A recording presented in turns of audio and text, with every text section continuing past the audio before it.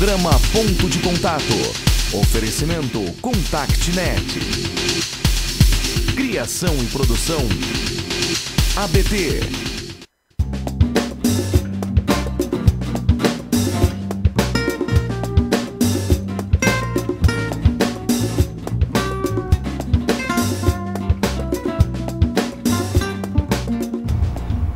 Olá, internauta da Just TV, muito boa tarde. Seja bem-vindo ao nosso ponto de contato. É muito gratificante ter você do outro lado da telinha assistindo o nosso programa, acompanhando mais uma entrevista que nós vamos ter nesse bate-papo gostoso de todas as quintas-feiras, às 3 horas da tarde, pela Just TV. E eu faço um convite, se você não conhece a nossa associação, a ABT, Associação Brasileira de Teleserviços, dê uma espiadinha no nosso site, faça-nos uma visita, é www.abt.org.br e lá você irá encontrar os nossos próximos cursos, as palestras e tudo o que se refere ao setor de teleserviços. E temos uma curiosidade também, a ABT está completando 25 anos, então nós criamos uma página exclusiva desses 25 anos, onde você irá encontrar depoimentos de profissionais, de executivos que fizeram a história da ABT ao longo desses 25 anos, que passaram inclusive pela ABT, sendo presidentes, vice-presidentes ou fazendo parte da sua diretoria. E também curiosidades que aconteceram ao longo desses 25 anos. E temos também uma galeria de fotos, inclusive com fotos preto e branco, não é? Porque naquela época nem tudo era colorido. Então, acesse o nosso site, é www.abt.org.br. Para você participar do nosso programa também é muito simples. Basta que você mande a sua pergunta para a nossa entrevistada de hoje, utilizando esse espaço que você tem aí logo abaixo da nossa telinha. E com todo prazer, nós iremos responder a sua questão. Não há receita pronta para o sucesso, porém, há formas para melhorar as chances de êxito. E uma delas é um modelo de negócio. Ele descreve a racionalidade de como uma organização cria, entrega e captura valor. Um dos objetivos centrais de uma empresa é gerar lucro. Se ele não existe ou se há prejuízo por muito tempo, o empreendimento não sobrevive e fecham as suas portas. Desta forma, o modelo de negócio ajuda a desenvolver formas para a organização sustentar-se ao oferecer produtos ou serviços aos clientes, mantendo aí a sua conta no azul. E o primeiro passo para o modelo de negócios é justamente identificar os clientes. O que as pessoas precisam ou querem que não é ofertado? Ou ainda, o que existe no mercado que não atende satisfatoriamente os consumidores? Como eles gostariam de ser atendidos? E como a empresa pode surpreendê-los? E pelo que eles pagariam? O tema do nosso ponto de contato de hoje é o cliente e o modelo de negócios. Então nós vamos agora a algumas curiosidades sobre esse tema. Vamos lá.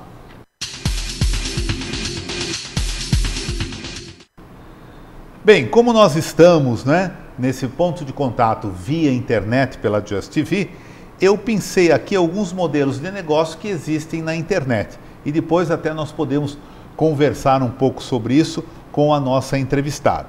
Então, por exemplo, existe o modelo de negócios de comerciante, comércio misto, por exemplo, Livraria Saraiva, comércio virtual, Submarino, um comércio virtual puro, é o Symantec e o Weblínguas, um mercantil, Quick Pack, um mercantil direto, Caloi ou Celta.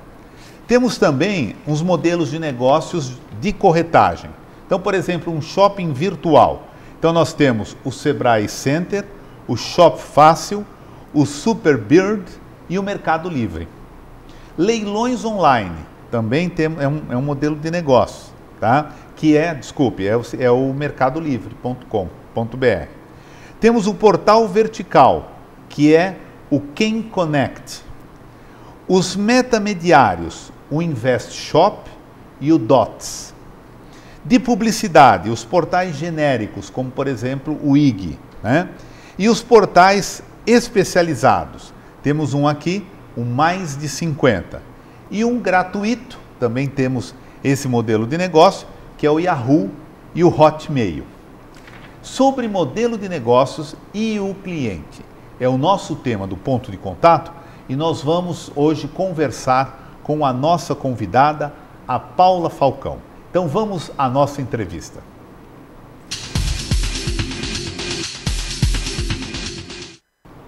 A nossa convidada, Paula Falcão, ela é formada em informática pelo ITA, com pós-graduação em jogos cooperativos pela Unimonte. É conferencista internacional e consultora empresarial e educacional, desenvolvendo cursos, palestras, programas de treinamento, avaliação de potencial e consultoria em gestão empresarial. A Paula também é professora titular do curso de pós-graduação em metodologias colaborativas da UniBR, em Santos, e docente da pós-graduação em educação lúdica do ISEVEC, de São Paulo. É criadora de vários jogos para treinamento empresarial de sucesso internacional. Coordena também um grupo de responsabilidade social e sustentabilidade da AAPSA, membro da International Society for Board Game Studies. Ela já tem também detentora de várias homenagens e condecorações, entre elas a Cruz do Mérito Filosófico e Cultural, a Medalha Pedro Álvares Cabral, o Diploma do Mérito do Imigrante, o Gran Colar Libertadores da América e a Comenda Paul Harris. A Paula é diretora da KDP, Kepler Consultoria em Desenvolvimento de Potencial. Paula, muito boa tarde, seja muito bem-vinda ao nosso Ponto de Contato. Obrigada, Humberto, é um prazer estar aqui com você. Paula, nós já vamos começar aqui a nossa bateria de perguntas, tá bom? E só para o telenauta ter contato, a cada sua pergunta você trouxe uma ilustração, um slide para desenvolver aí a tua resposta, não é isso? Exatamente. Então vamos lá. Nossa primeira pergunta é essa: como as teorias econômicas explicam o que está acontecendo no mundo de hoje? Tá. Então, Humberto, o que acontece é que o valor econômico das coisas mudou. Uhum. Então, vamos pensar, por exemplo, num homem da Idade da Pedra. Nós já podemos mostrar, então, primeiro slide, esse aí. Tá? Uhum. Para o homem da Idade da Pedra, a coisa mais importante do mundo e mais difícil de fazer era o fogo. Uhum. Hoje, com centavos, você compra uma caixa de fósforo e acende um fósforo e tem... faz muitos fogos. Exatamente. Portanto, o valor do fogo foi diminuindo por conta disso. Tá? Se a gente pegar nos últimos 100 anos, há 100 anos atrás, 1913, tá? O que as empresas faziam era produzir bens e a gente comprava esses bens, certo? A partir de depois da Segunda Guerra Mundial, as empresas começaram a acrescentar serviços nesses bens. Então, eu vou dar um exemplo para você. Você comprava um carro Ford Bigode lá do Henry Ford, você comprava o carro e pronto. Uhum. Em 1960, você comprava o carro e você tinha direito a N revisões. Então, tinha um serviço incluído. Só que o mundo foi mudando e com todas as tecnologias que a gente tem, você prestar um bom serviço deixou de ser diferencial. Tá? Bom serviço é o mínimo que um cliente espera. Uhum. Então, é uma obrigação de todas as empresas. De qualquer empresa. Uhum. Hoje, a gente fala que a gente está num momento de economia de experiências. Então, o que o cliente quer? Ele quer viver uma super experiência para qualquer coisa que você pense, de tomar um café na padaria a ir no banco. Uhum. Né? Então, assim, a experiência tem que ser agradável e inesquecível. E aí a gente vê tantas empresas hoje em crise, perdidas, sem saber o que fazer, por não ter esse foco em proporcionar para o cliente a experiência que ele quer e merece, para poder te pagar o dinheiro para dar o lucro para a sua empresa. Com certeza, com certeza. Agora, então, dentro dessa economia de serviços, o que nós precisamos fazer para garantir aí, no caso, um futuro, né, para essas nossas empresas, organizações e também para a carreira de cada um? Então, a coisa mais importante é realmente essa coisa da experiência inesquecível. Podemos mostrar um segundo slide? Pode mostrar o segundo slide, exatamente. Então, para isso, a gente tem que mudar o foco. O que é mudar o foco? Até hoje, qualquer executivo, ou até, vamos dizer, o final do século passado, o foco era na organização. Então, assim, o que a minha organização tem que fazer para ganhar dinheiro? Como eu posso ganhar dinheiro com os meus clientes? Né? Hoje, o foco tem que ser no cliente. Então, assim, como eu vou suprir as necessidades do meu cliente e, através disso, o meu dinheiro vem. Então, é uma outra maneira de pensar. No slide, vocês estão vendo que eu coloquei duas flechas opostas, porque é realmente um momento de mudar a cabeça e procurar pensar, e isso, eu comecei falando de 100 anos atrás, o Henry Ford já falava que quem paga o salário de todo mundo é o cliente. Então temos que tratá-lo bem e muito bem. Exatamente. Tá certo. Agora, você tem aplicado alguma metodologia para que a mudança de perspectiva aconteça dentro dessas organizações onde você trabalha, por exemplo? Tenho. Assim, há 10 anos atrás, a gente já fazia isso de uma maneira não muito consciente, tá? O que acontece é que em 2010 surgiu uma metodologia que foi criada por 470 pessoas de 43 países diferentes, trabalhando colaborativamente. Sei. Tá? Aí já tem um outro slide, né? Aí já tem um outro slide, exatamente. Vamos ver. Tá? E aí, essa metodologia chama-se Business Model Generation. Né? E ela fala assim, quando você vai pensar no seu modelo de negócios, a primeira coisa que você precisa pensar é no que o cliente quer e como você pode ajudar esse cliente. Vou dar um exemplo para você.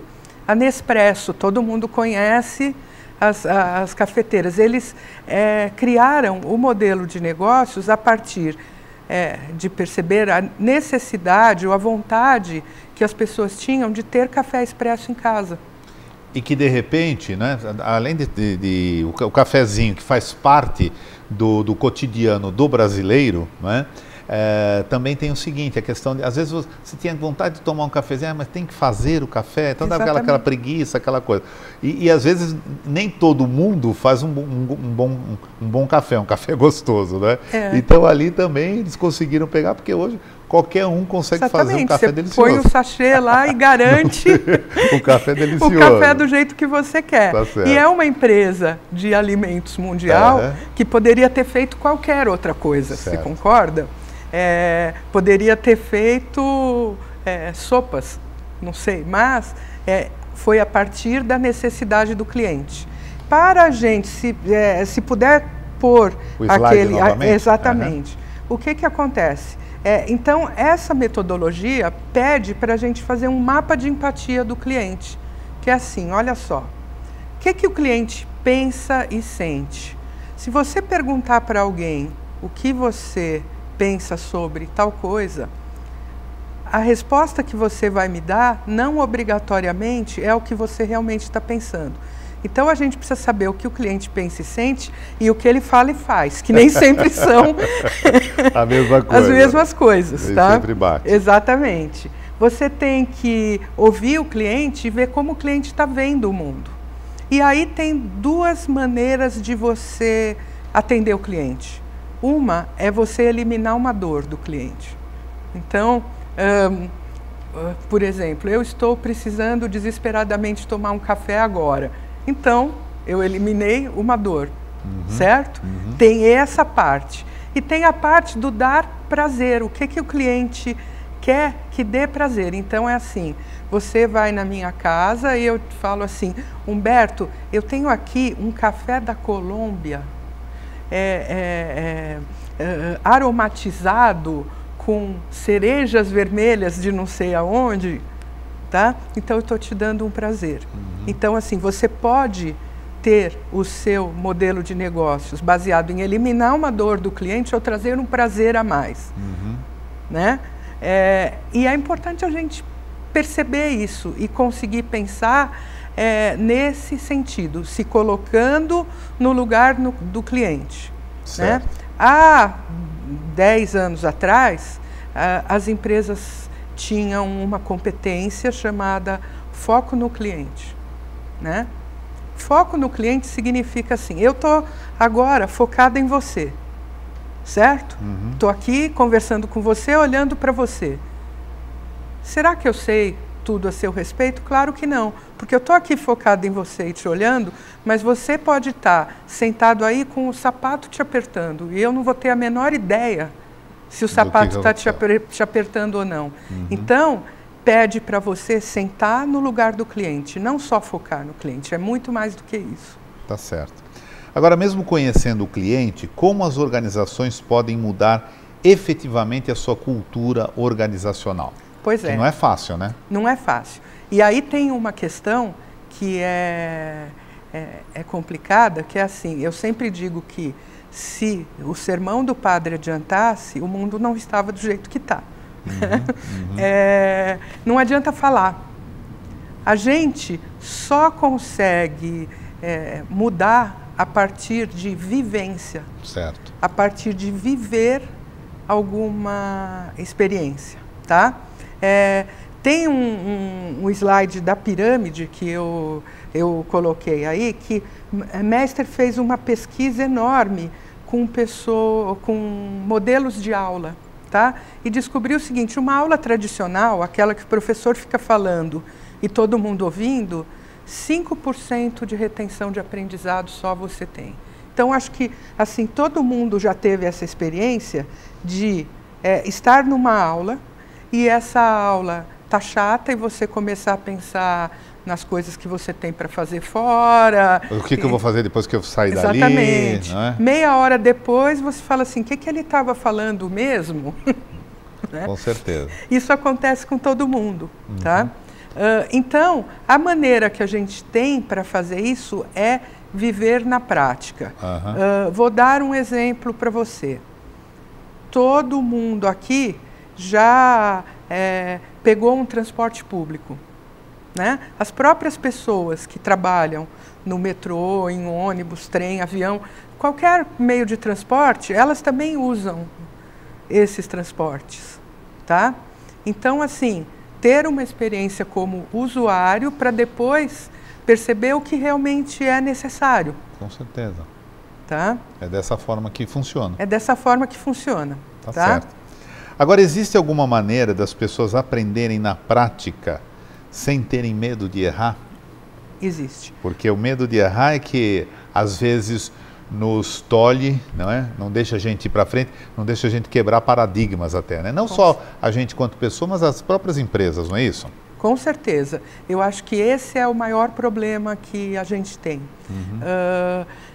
Vamos dar um outro exemplo, né? Alguém que esteja, por exemplo, aprendendo a ser joalheiro. Né? Então você vai lapidar um diamante. Você já pensou a primeira vez que alguém pega um diamante para lapidar o medo?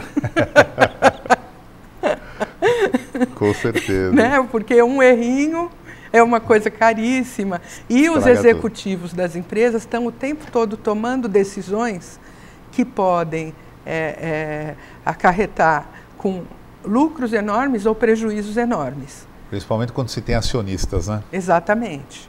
Tá? Então, o que acontece? Você precisa conseguir treinar isso num ambiente que não ofereça perigo. Tá? Como que é esse ambiente que não oferece perigo? É simulação. Temos um slide disso também, não tem? Devemos ter, sim. Vamos ter um slide. Tá? Então, o que acontece? Eu trabalho com jogos, né?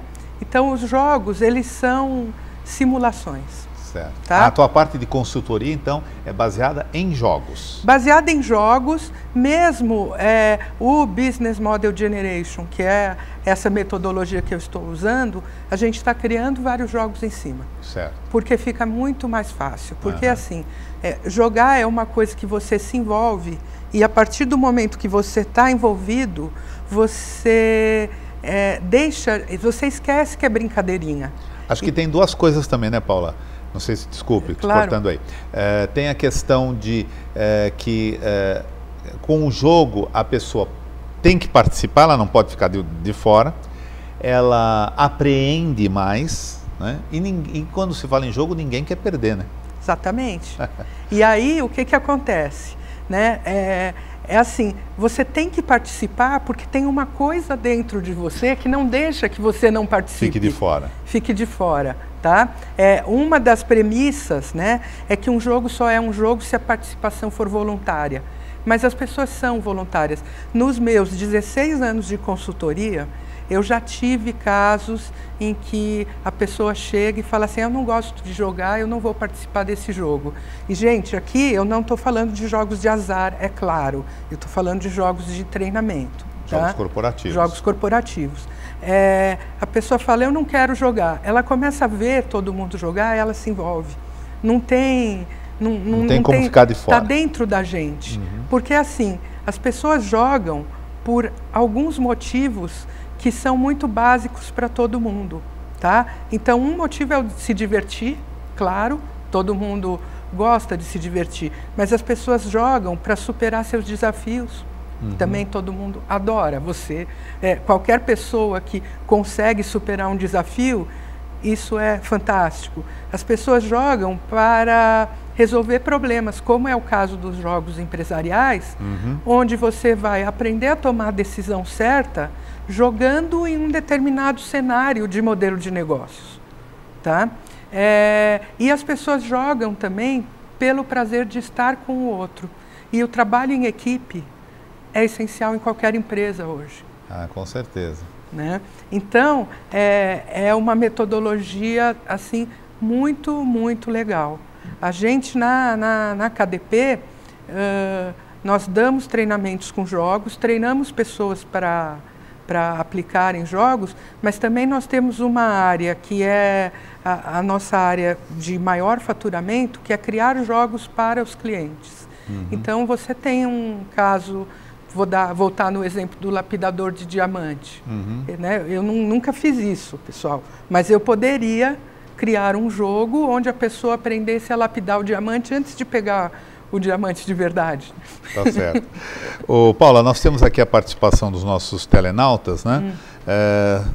Eu quero agradecer aí ao Ronaldo de Souza, de Santos. Ronaldo, obrigado por sua pergunta. E depois tem a Maristela, de São Paulo. O Ronaldo pergunta o seguinte, Paula, como identificar um cliente chato de um cliente exigente? Tá? E a Maristela pergunta o seguinte, Paula, já não está desgastado o termo encantar o cliente, surpreender o cliente? O que você acha? Tá, então vou responder primeiro para o Ronaldo, depois para a Maristela. Ronaldo, uma coisa importante é que assim, todo chato tem uma necessidade, uma angústia, aquela dor do cliente que eu falei antes, que não foi resolvida. Então, assim, todo cliente chato é porque ele tem alguma exigência que não está sendo cumprida. Tá? O que acontece? A sua maneira de encarar. Você precisa pegar esse cliente chato e descobrir o que ele está precisando. Né? Basicamente é isso. Tá? Uma coisa que tende a acontecer é que cada vez mais os clientes vão ficar exigentes e, portanto, chatos quando a gente não atende às exigências. Isso é uma coisa assim que não tem como voltar para trás esse processo, porque toda vez que você tem alguma coisa, você não quer nada pior do que aquilo, sempre alguma coisa melhor. Com certeza. Né? E para a Maristela, realmente está super desgastado, principalmente porque, em geral, se pensa em encantar o cliente de uma maneira completamente superficial. Né? Então, vou dar um exemplo. Às vezes a gente vai em algum evento e as pessoas dão pequenos brindes, achando que esse brinde vai encantar o cliente, quando o que realmente vai encantar o cliente é o evento ser legal. Seja um curso, seja um show, seja uma palestra. O brinde é legal, mas assim, não foi para isso que eu fui lá. Né? Então, hoje a gente fala em proporcionar experiências inesquecíveis. E é isso que a gente tem que fazer pelos nossos clientes. Ok? Ok. Paula, infelizmente o nosso programa já está quase no seu finalzinho. Tá certo. Mas eu queria que você deixasse aí para os nossos telenautas. Olha, telenautas, veja bem, o trabalho da Paula é muito bacana porque ela faz esse trabalho de consultoria, de treinamento nas empresas, utilizando os jogos corporativos. Tá? Então não é uma palestra, não é um curso normal, vamos assim dizer. Tá? É um curso muito participante, onde você, né, e os colaboradores da sua empresa, eles vão participar ativamente através desses jogos corporativos, que evidentemente todos eles têm algum fundo, não é? Existe depois aí o resultado desse jogo aplicado no seu pessoal. Então, Paulo, eu queria que você deixasse aqui para os nossos telenautas quais são as formas, os meios que eles podem entrar em contato com você e conhecer melhor o seu trabalho aí de jogos. Obrigada, Humberto. Primeiro tem o site da minha empresa, que é www.kdpkepler.com.br. Eu acho que eles estão escrevendo, né? Tá passando lá. Tá? Daí você pode também me mandar um e-mail. Meu e-mail é paulafalcão, tudo junto, sem acento, sem ponto, sem nada, @kdpkepler.com.br, e o telefone da KDP, que é DDD 11 5031 9098. Paula, em nome da ABT, eu quero agradecer a sua presença aqui no nosso ponto de contato. Com certeza você irá passar aqui outras vezes, inclusive para, de repente, a gente fazer alguma coisa prática com esses jogos, para você mostrar um pouco mais dessa interatividade com os jogos que você utiliza nas empresas, no seu trabalho de consultoria, tá bom? Com certeza, Humberto. Muito obrigada. Eu agradeço e adorei a experiência. Espero que para vocês, internautas, eu tenha acrescentado alguma coisa. Obrigada. Com certeza acrescentou. Vamos então agora para a nossa agenda da semana. Olha aí, anote em sua agenda. No próximo dia 23 de abril, a ABT vai apresentar uma palestra dentro das suas palestras tradicionais, com o título Papo, Café e Companhia. O tema será Televendas. Aprenda a tirar o máximo da sua operação. Essa palestra será ministrada pelo consultor Walter Coelho e será feita lá no auditório da ABT na Faria Lima, das 3 às 5 da tarde. Se você quiser participar, basta você mandar um e-mail para cursos@abt.org.br. E no dia 20 de abril, a equipe da Leila Navarro, vocês devem conhecer, não é? Fará um planejamento estratégico para a vida, com o título Mudança de Hábitos. Haverá a participação e a presença, não é, de 8 grandes palestrantes, inclusive a própria Leila Navarro. Então vai acontecer no dia 20 de abril, das 9 às 16 horas, lá no Teatro Gazeta, que fica ali na Avenida Paulista.